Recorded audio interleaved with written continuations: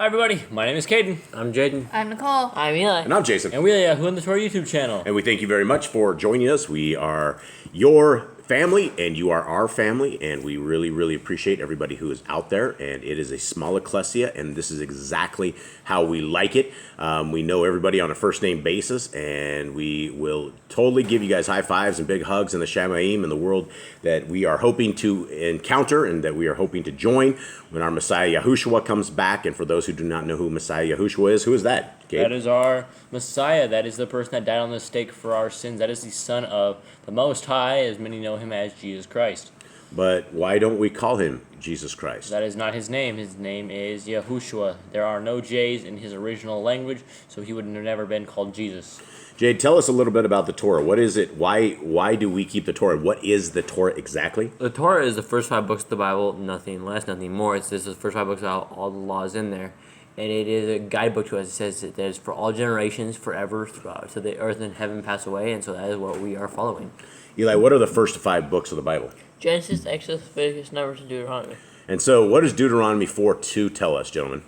It says, do not add or take away to the word of the Torah. Right, and so this is very important. And so when we live in the world of modern day Christianity, today is a Sunday for the Christians, and you will be, if you are a Christian, you will be going into a day that our Creator has told us. He didn't say we can't worship, but the day to worship, his day, is the 7th day. So if you're going today, you missed yesterday, which was the Sabbath day. And if you believe and if you're looking for the kingdom to come, it's not going to be for those who are in a pagan 501c3 church. It's not going to happen. They are not serving Yah. They're not keeping commandments. That is not on their plate. Everything that the Christianity teaches at some level goes against the Torah, right? They always say it's grace, grace, grace, and there's no such thing as grace, grace, grace in the Bible. We are given grace. We were given mercy, and that is not a sin card. That does not allow us to live as we want to live and do what we want to do, and we can't just plead the blood when we are some sort of wicked heathen Gentiles or something. It doesn't work like that. Our path is meant to be holy. It's meant to be righteous. And I'm not saying that Boss Clan is holier than anything. In fact, I would tell you we're probably the greatest sinners amongst all of you. And I'll just tell that to you straight up. We struggle in this house. We have a lot of anger issues. We have a lot of yelling issues. We have a lot of pit bulls. It's a wild, wild house. So none of us are ever saying that, yeah, you should be doing it like Boss Clan. We should be doing it like Messiah Yahushua did it, where he walked the Torah perfectly. And that was the point. Our Creator delivered his Son. He made him in human form, and he allowed him to have the same kind of human traps that we have. And he was able to avoid all of them. He was able to walk this walk perfectly. And he became the perfect Melchizedek priest for us, where he is our priest and he's also our perfect lamb sacrifice. And so that is who we are, and this is what we are about. Today is month 8. It is the first day on our Creator's calendar, and I love this calendar. I have to thank Nicole for this. I really appreciate it. I can see these very clear. So prior to this, I was not seeing them very clear.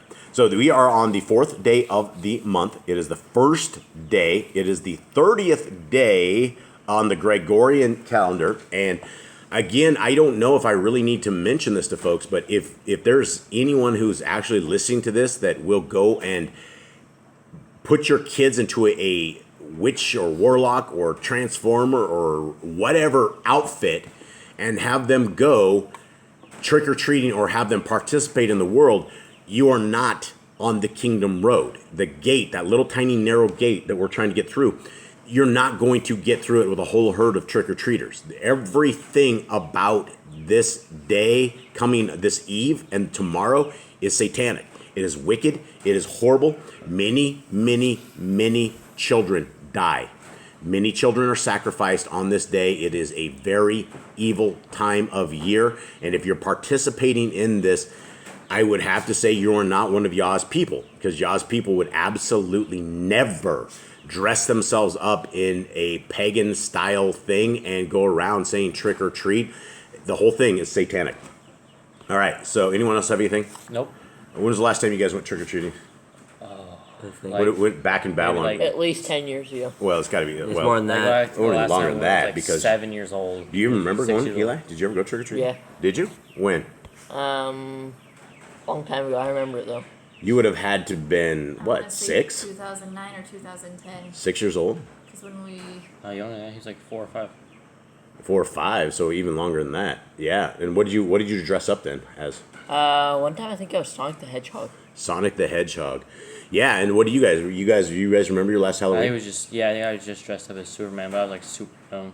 What do we tell you guys when you guys were kids? Because we were still sleeping Babylonians, and that's, we knew, even being so-called Christians, that Halloween was a very evil, vile thing. What do we tell you guys? You guys remember it all? We never really said anything about it that was bad or anything. It's we just went and got the candy. Yeah, so your parents let you guys down. Unfortunately, we have changed our ways, and that was, 12 some years ago? It had to be at least 12 years ago, because, I can't remember trick-or-treating back in the States. What year was that? I don't remember. Anyway. we never really did. We would never let you guys go out trick-or-treating because we always thought, number one, we lived next to the pedophile, an old pedophile that was there, and we never ever let you guys outside. I did the downtown trick or treat, but I think that was in, like I said, 10 or 11. 2010 or 2010, 2011. That was the last time that we sold our kids' souls for the Satan. Essentially what it is. Hopefully their souls aren't sold, and hopefully Yah will totally forgive us for this. But it's something everybody should be teaching and preaching against. And I haven't said a word on this channel really, because people of Yah. This should be an obvious one, right? It's a real obvious one. You don't do this. So anyway, let's continue on Matthew 27. It's probably one of the most depressing chapters in this entire thing. Our Messiah is going to get owned here, and it's just really sad. Let's begin. When the morning was come, all the chief priests and elders of the people took counsel against Yahushua to put him to death. And when they had bound him, they led him away and delivered him to Pontius Pilate, the governor. Then Yahudah, which had betrayed him, when he saw that he was condemned, repented himself and brought again the 30 pieces of silver to the chief priests and elders, saying, I have sinned in that I have betrayed the innocent blood. And they said, what is that to us? See you to that. So there's some hardcore stuff. You're not going to basically said that's not my problem that you killed an innocent man. That's you your did. problem. Yeah, you went on stand and you went and delivered an innocent man. That is totally on you. 30 pieces of silver. We went over that yesterday, like $20. Yeah. $20 worth in today's economy. That's not a lot of money to Not even a lot back then. You remember early 1900s, a penny was worth a lot. I'm sure it was a lot, but even at the end, you're talking about our Messiah. You're Someone's talking life. about somebody's life, not just somebody's life. It is something. Even if you threw a guilty man away, it's still a life, Right. Still a total life. However, our Messiah was not guilty. Okay, 5. And he cast down the pieces of silver in the temple and departed and went and hanged himself. And the chief priest took the silver pieces and said, it is not lawful for to put them into the treasury, because it is the price of blood. Now they care about laws. After all this, they now care about this. Yeah, and where would this law come from? Where would we hear about this? We've never heard about this. Don't use dirty money. Well, don't use dirty money. But these guys are, they used cling money to become super dirty money, right? This is probably one of their laws or something, like don't use blood money. Wash your hands before you eat, kind of a thing. Yeah, don't use blood money on your personal things. Go put something else somewhere. Yeah, so they bore false witness. They broke a slew of commandments, and then all of a sudden they're like, well, we can't have this $20 of silver. you have any morals now? Yeah, they have no morals. These people are something else. I wonder what happened to him after he died. I wonder how their lives went after that. It doesn't matter how their lives went. It matters how their lives went after they died. I can't imagine. They've been down there for, 2,000 years in Sheol. They messed up. Yeah, and by now, every day is a horrible, horrible day. So, yeah, it ain't good. Okay. And the chief priest took the silver pieces and said, it is not lawful for to put them into the treasury, because it is the price of blood. And they took counsel and bought with them the potter's field to bury strangers in. Wherefore that field was called the field of blood unto this day. That was fulfilled, that which was spoken by Zechariah the prophet, saying, and they took the 30 pieces of silver, the price of him that was valued, whom they of the children of Yashrael did value, and gave them for the potter's field, as Yahuwah commanded me. Okay, and So yours says Zechariah. Zechariah, yes. Mine says Jeremiah. Yeah, ours Okay, Jeremiah. so it's Zechariah 11, 12, 13, Jeremiah 19, 1, 13. Yes, So both places say it. So that's weird that one would say Jeremiah, one would say Zechariah. that's Dr. Stephen Pidgeon's crazy translation stuff. Here it says Jeremiah, and this one says Jeremy. Jeremy. Wow, that's messed up. Come on, Jeremy the man. prophet. Jeremy. Yeah, that's a English name. Nice one, King. Thanks, King. Yeah, 1611. We'll call him Jeremy. Okay, 10. And gave them for the potter's field, as Yahuwah commanded me. And Yahushua stood before the governor. And the governor asked him, saying, Are you the king of the Yahudim? And Yahushua said unto him, As you say. Okay, there you go. It's, he never denies any of this, right? He just says, As you say. And when he was accused of the chief priests and elders, he answered nothing. Then said Pilate unto him, Hear you not how many things they witness against you? And he answered him to never a word, so much so the governor marveled greatly. Now at that feast the governor was wont to release unto the people a prisoner, whom they would. And they had a notable prisoner called Barabbas. Therefore, when they were gathered together, Pilate said unto them, Whom will ye that I release unto you, Barabbas or Yahushua, which is called Mashiach? So they have a choice. Do you want to release the murderer, or do you want to release this guy who says he's the He said he was a Mashiach? notable, You want to kill your Mashiach, or you want to kill the murderer? This dude was like a notable criminal, is what it said. So he was like a big named killer. So if I remember right, Barabbas was he had just gone and tried to overthrow, he had gone crazy, and everybody knew about him. He had gone against Rome, and he was a madman, right? He was a murderer. He was killing people, and so yeah, he was notable. Everyone knew this guy. Oh yeah, Barabbas, that guy's bad news. But then they have Messiah Yahushua, and they're like, oh, he's even worse news. Okay, get caught up, please. 19. For he knew that for envy they had delivered him. When he was set down on the judgment seat, his woman sent unto him, saying, Have nothing to do with that just man, for I have suffered many things this day in a dream because of him. But the chief priests and elders persuaded the multitude that they should ask for Barabbas and destroy Yahushua. They got the crowd, man. They got the crowd incited. The governor answered and said unto them, Whether of the two will ye that I release unto you? They said, Barabbas. Pilate said unto them, What shall I do then with Yahushua, which is called Messiah, Mashiach? They all say unto him, Let him be crucified. And that's not a lawful way to be punished. You're never supposed to be crucified. That wasn't his word. Like, if someone says something like a Messiah, you don't crucify them. That's not a law. You this take is rocks and kill them. This is an unlawful killing. Yeah, this is an unlawful killing. Yeah, there's no such thing in the Torah. If they were to stone him or to do something else, it would be different things. Yep, this is a very torturous way of dying. Okay. 24. When Pilate saw that he could prevail nothing, but that rather a tumult was made, he took water and washed his hands before the multitude, saying, I am innocent of the blood of this just person. See ye to it. And as much as he wanted to wash his hands, eventually he went crazy. Killed himself, threw himself down the mountain and died. Yeah, eventually he went crazy, and he couldn't deal with this. And yeah, if you killed the son of the Most High, I can't imagine what kind of guilt you would have. He had control of it. He could have just, it didn't matter with the crowd. He could have just been all right, this dude's free, let's go. Well, this is the thing, is they were, Yahuda, the Jews were in captivity, right? The Romans were in that. And so he's sitting there trying to govern a people that aren't really his. They're not Roman people, right? So these people are all totally different. So if he has an uprising with Yahudim, and from previous times, I mean, when you look in the book of Maccabees, when there was an uprising, bad things could happen, right? It only took a few people and the power of Yah to come through and make things really happen. I wasn't with these people, and Pilate just saw that. Yeah, well, Pilate was, he was doing what he was doing. He's trying to keep the peace, and he didn't know who this guy was. He was just, he didn't know. Maybe he did. I don't know. Then answered all the people and said, His blood be on us and our children. Yikes. Wow, they really just... They really screwed themselves over. Shouldn't say that. Then released he Barabbas unto them, and when he had scourged Yahushua, he delivered him to be crucified.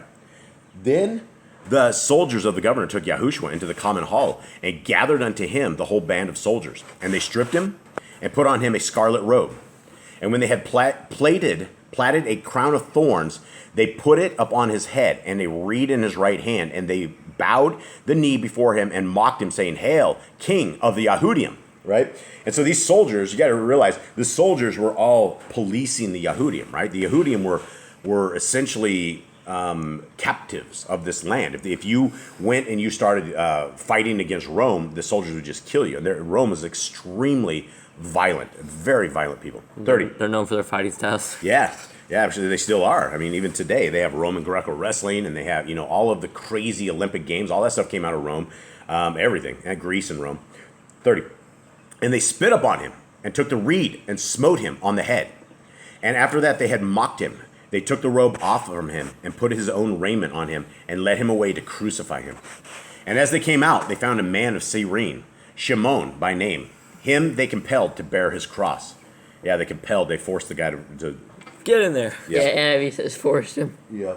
And when they were come unto a place called Golgotha, that is to say, a place of a skull. And some people actually think that Golgotha is like the skull, like an actual skull of a fallen. It could be. Like it looks like literally a skull, so who knows what's down in the ground or something, so they don't know, the place of a skull. 34. They gave him vinegar to drink mingled with gall. And when he had tasted thereof, he would not drink. Does your guys say gall? Bile. Bile. That's really disgusting. That's really gross. You guys know what bile is, right? Yeah, Stomach fluids. Stomach, yeah. So I don't know where they ended up with bile at. I don't know where this is. People are foul. People are completely foul. And I mean, when we're cutting up cows, remember the bile stuff? Mm-hmm. And I've seen crazy shows on TV where actually, I think it was Indians back in the day, they would cut that bile sac and they would suck that juice out, and they said it's just incredibly bitter and disgusting. I don't know why they actually did it, why people are freaky like this, but they did it. And so, yeah, bile is absolutely disgusting. It's like when I don't want to keep going on this, but when you throw up, after you're done throwing up, the stuff that's coming out is like stomach juices, is like what they call bile. So I don't know where they got this stuff, but these people they beat this guy, they beat up Messiah, they tortured him, they shoved a crown of thorns on his head, they spit on him, they beat him, they mocked him. I mean, the guy's like bloody, he's beat. I mean, when they put that robe on him, more than likely it soaked up the blood, right? When they took this off of him, it's going to pull off blood and flesh tissue. This was not a pretty time. This was a very violent time, and there's a lot of us. I don't know if we could take this kind of beating and do what Messiah did. We're not gonna, we're probably gonna be yelling back at these guys. We're probably gonna be cursing them. We're gonna be doing this, and I bet you anything Messiah Yahushua did none of that. I bet he just stood there, and I bet he took it as part of his sacrifice. And this is crazy. Okay, and they crucified him and parted his garments, casting lots that it might be fulfilled, which was spoken by the prophet. They parted my garments among them, and upon my vesture did they cast lots. And sitting down, they watched him there, and set up over his head his accusation written, "This is Yahushua, the king of the Yahudim." Then were there two thieves crucified with him, one on the right hand and another on the left. And they that passed by reviled him, wagging their heads and saying, "You that destroy the temple and build it in 3 days, save yourself. If you be the son of Elohim, come down from the cross." Now, if everything wasn't terrible enough, he's hanging there, right? And I don't believe it was. I believe that it wasn't a cross, but I believe it was a cross beam that they put over their shoulders, and they walk with the cross beam. And when they get there, they lift them up on the cross beam. I believe somebody described that one point. It's extremely heavy, and it's extremely messed up, and it's heavy enough that he had to have somebody do it. But so he's sitting there, beat up, in pain, most pain he's probably ever suffered in his entire life by far. And these people are sitting there wagging their heads, right? And we have people wag their heads at us all the time. Like, oh, we say you shouldn't eat pork. And they're like, oh, you're just a heretic. And that's what they're doing. They're sitting there saying, if you could destroy the temple, then get yourself off of it. So he's hitting there dangling. He hears all this. He sees all this. She came down the cross and beat up. He shouldn't. I'm going to stop with that. He shouldn't have. I mean, if he came down, they would all believe. They deserved it. Everyone deserved it. But without his sacrifice, we would have nothing right now. We wouldn't have a Levitical priesthood. We don't have a blood sacrifice. We don't have any way to atone for our sins in this day and age. we would be doomed. We'd be sitting here without hope. The only hope that we had was in the beating like this of our Messiah, that his blood was being shed as the perfect innocent lamb. It's crazy. Okay, this is quite a future reference because I don't know if it ever states this anywhere in the Gospels, but when he came back, did the Pharisees ever see him? I don't know. There's a lot. I know the apostles I did. bet they did. I know that they say a lot of people saw him. Lots. I mean, the Pharisees if it was like the same looking person, they had to be like freaking out. Plus, here's the thing: it wasn't the same looking person because people didn't recognize him at first. But then he showed himself, and everyone could see him. Yeah, but plus, this is the way rumors start. It doesn't matter if he was alive or if he was dead. It takes one person, and they tell one person, the other people tell 2 or 3 people. The Pharisees would have heard about this instantaneous. They would have heard about it right out of the gate. Now probably started going to the tomb. Yeah, they probably went to the tomb. They probably dispatched people to the tomb. They probably went and tried to figure out what's going on. They probably went to the governor and said, "Hey, look, they're running a scam here," something of the sort. And the Jews still believe that the Christians went and took the body of Messiah Yahushua, and it's all a scam, right? And I don't believe that at all. Probably how the Pharisees played it off. They're freaking out, so they just want to calm the crowds down from them getting stoned. So no, they just took the body. Don't worry. Yeah, probably. Yeah. I don't know. They would definitely deny everything. Okay, so we have these evil people. They're wagging their heads. Save yourself if you be the son of Elohim. Come down from the cross. Likewise, also the chief priests mocking him with the scribes and elders said, "He saved others. Himself he cannot save. If he be the king of Yashael, let him now come down from the cross, and we will believe him." Yeah, that's the thing. The chief priest of all people. The chief priest. And These are the most holiest person. You're being they're not holy people. These people, they were supposed to be. But this is long after the days of the priesthood. This is not at this point. These people are all voted in. And if you read Maccabees, in the book of Maccabees, it talks about this all the time. That every year, whoever was in charge, the chief priest would come and buy his seat in the position, right? It was to whoever had the most money. So the one in Maccabees, the guy, he had like something, and they became chief priests because he gave those guys more money than anything else. So these guys aren't the Levitical priests like we're thinking about. They are not the days of Aaron and any of this. These people have long gone beyond this. These people are into the Talmud, they're into the Kabbalah, they're into the Zohar, they're into all this evil stuff, and that is what Messiah Yahushua So is the chief priest even a Levite at this point? He's probably from Levite, but he's probably not ordained by Yah, and he's probably not ordained by any of it, right? Yah has to ordain his priests, and none of these people like Caiaphas, this dude is not, this guy's from hell, straight up from hell. Okay, and so anyway, he has these other people coming by mocking him. Then he has the chief priests and elders and scribes and elders, so they're all sitting there watching this guy die, right? They're journaling. Well, what's this guy going to do? What's going to happen? And all you could do is sit there and hang and look at all these people that are so angry at you, and just they want you to die. And this is horrible. Chapter 43. He trusted in Elohim. Let him deliver him now, if he will have him. For he said, "I am the son of Elohim."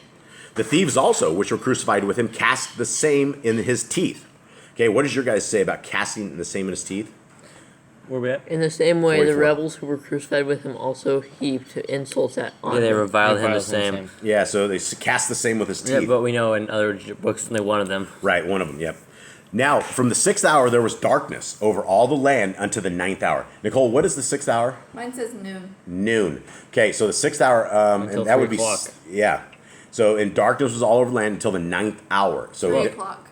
So that was and that was an eclipse, right? So what we know of that happened was an eclipse. So that was a 3-hour eclipse. Man, if I had a Pharisee, I'd be really scared for my life. Well, yeah, I mean, there's a lot of signs. 46. In about the 9th hour, Yahushua cried with a loud voice, saying, "Elia, Elia, lama azabtani." That is to say, my El, why have you forsaken me? Okay, what is he saying here? He's quoting Psalms. Yeah, but what exactly is he saying? He's saying El has basically took the sin of the world. He's now unclean in the sight of Yah. Yeah, he's unclean in the sight of Yah. He took on the sins of the world, and as he's getting ready to die, he is loaded up with the sins of the world. And his dad is unable to, look at him, and he's able to realize this, right? And so it's like essentially the one individual that you would want on your entire side is unable to look at you because of the sins that you have. This is crazy. 47. Some of them that stood there when they heard that said, "This man calls for Eliyahu." And straightway one of them ran and took a sponge and filled it with vinegar and put it on a reed and gave him to drink. Now, why are these psychopaths giving him vinegar? I don't know. There's evil. They're like they need like beat down. Is there anybody that's good in this land? I don't know. Is there This anybody? one says a sour wine. A sour wine, yeah, vinegar. He's still like dying. Just give him some water. And he's not or going to something. drink it. Remember, he said he's not going to drink anything of the vine until he is with his in the kingdom. So yeah, these vile people you can't give him a drink of water, right? 49. The rest said, "Let be. Let us see whether Eliyahu will come to save him." Yahushua, when he had cried again with a loud voice, yielded up his ruach. And behold, the veil of the temple was rent in two from the top to the bottom. And the earth did quake, and the rocks rent. And the graves were opened, and many bodies of the Kadeshim which slept arose, and came out of the graves after his resurrection, went into the holy city, and appeared unto many. That day to be a Okay, the Pharisee. two wakes up in the grave. There's a lot of stuff to be held on this right here. Number one, why did the veil in the temple rip? Because that's So what you're you gonna Jewish sacrifice behind. There's no need to go behind that anymore. What was that whole? What was the deal with it? I mean, what was the symbology? Why? The symbology is that What there's- veil? First of all, The what veil? veil is the veil that would basically separate the rest of the temple to the sacrifice altar where you would go sacrifice to Yah. No, it'd be the Ark of the Covenant, I believe, is what it is, right? When the veil was before the Ark of the Covenant. The sacrifices were outside. Right. I don't think they did that inside. But that veil was right before the Ark, right before the Holy of Holies, right? And that there was only a priest that could go into that area. And when it was ripped, that essentially what that said is it says there is no longer a need for this man-made priesthood. All the Caiaphas, all these high priests, all of this stuff. There's no longer a separation between Yah and the people like this because you have a new priest. You have Yahushua, who is your priest, and he is the one who's able to get you beyond the veil. Okay, and so what do you guys make of this? And the graves were open, and the bodies of the Kadeshim which slept rose. That's crazy. It's a really bad day to be a Pharisee. Yeah, and what did they rise to live again forever, or for at least another life, or did let's they see. die right after this? Anyone Well, have any they thoughts? went into the Kadesh city and they appeared to many.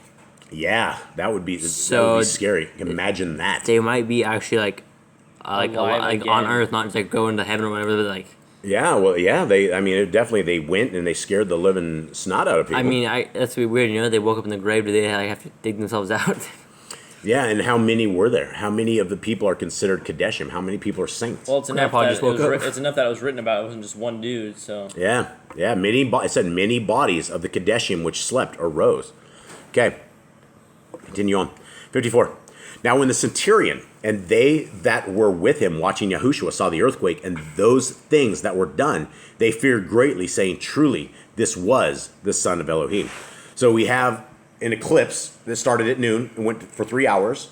You had a huge earthquake, and I guaranteed it was an awesome earthquake, right? wasn't just a little one. Enough that it broke because all these people that were in their tombs, there would have been huge rocks in front of it, right? You couldn't just walk out of your grave. There's absolutely no way you're going to be able to, a dude is going to be able to push a giant rock like that from the inside.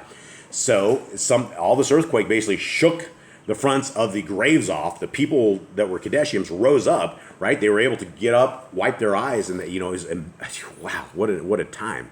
Okay, 55. And many women were there beholding afar off, which followed Yahushua from Galilee, ministering unto him. Among which was Miriam of Migdal, and Miriam, the mother of Yaakov and Joseph, and the mother of Zebedee's children. When the even was come, there came a rich man of Ramah named Joseph, who also himself was Yahushua's talent. He went to Pilate and begged the body of Yahushua.